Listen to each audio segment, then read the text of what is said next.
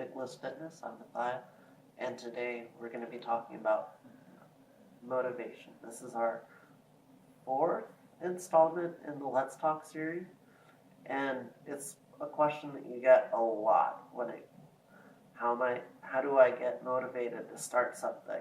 How do I continue to be motivated? It's been 6 weeks and I've been working out, but I'm not seeing any results. How do I stay motivated while I'm waiting for the results to show up? And that's a hard question to deal with because it's hard to tell somebody how you can be motivated.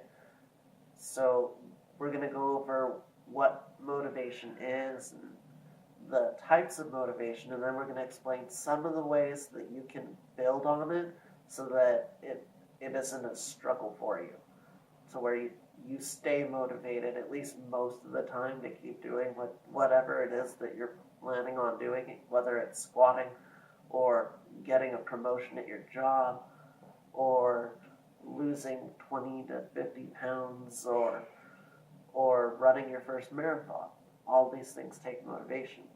And so motivation is that yearning to do something. It's kind of like passion, but not really. And there's 3 types of motivation, or 3 places it comes from.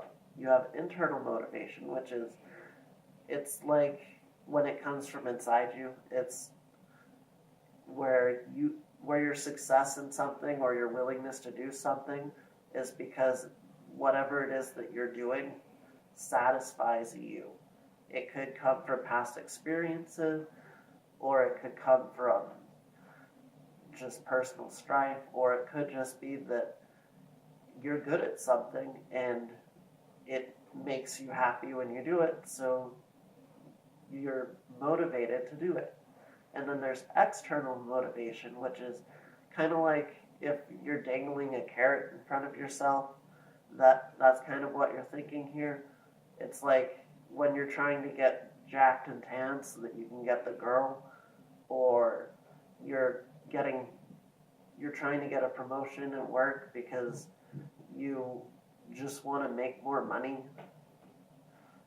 Well, it's kind of like that. And then there's motivation that comes from like a dramatic life change, where like you go to the doctor and you find out some news you didn't want to find out, and you're left with a life-altering choice where you're either going to change what you're going to do, and you're motivated to do it because you have to at this point, or you're going to not do it and it's not going to end well.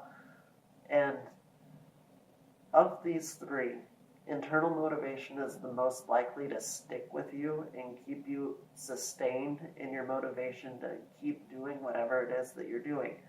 You know, if you're trying to stay motivated, there's only so long that a carrot in front of you is gonna keep you going, and there's only so long that your doctor telling you to do something is gonna actually affect you. So when it comes to internal motivation, which we're going to spend most of the time talking about, I guess not most of the time since I already talked for so long, we're going to explain 5 ways that you can build that. And the first one is that people like doing what they're good at. And you don't necessarily think of that as motivation, but you're motivated to keep doing something that you're already good at. So if you're good at running, then chances are you're going to keep running. And so for some people, you're going to get stuck having to do stuff that you're not good at, and it's going to suck because you don't want to be doing stuff you don't want to do.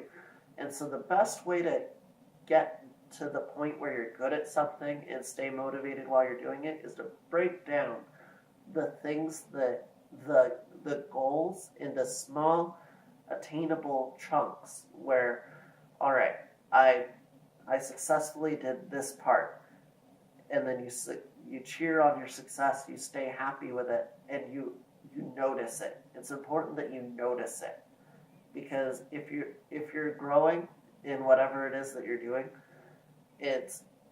sometimes you don't notice the day-to-day changes that happen within whatever it is that you're working towards.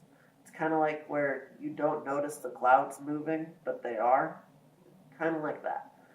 And then the second thing in internal motivation is you have to discard fear. Oftentimes, the first step is the hardest step because all of your fear is built up on taking the first step. And so you have to get rid of your fear.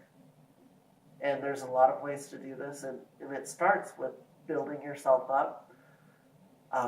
It builds off of the successes, the little successes.